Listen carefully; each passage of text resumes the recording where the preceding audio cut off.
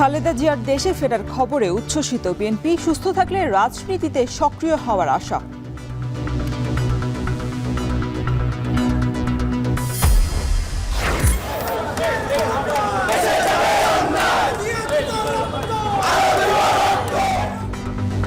হাসনাতের ওপর হামলার প্রতিবাদে বিক্ষোভ, জড়িতরা দ্রুত গ্রেপ্তার না হলে আন্দোলনের হুঁশিয়ারি।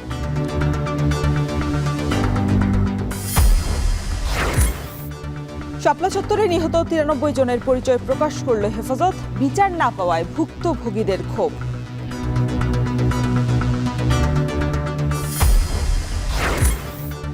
হবিগঞ্জে ইট ভাটার কালো ধোঁয়ায় স্বাস্থ্য ঝুঁকি, হুমকিতে প্রাণ প্রকৃতি, প্রশাসনের নীরবতায় ক্ষুব্ধ পরিবেশ কর্মীরা।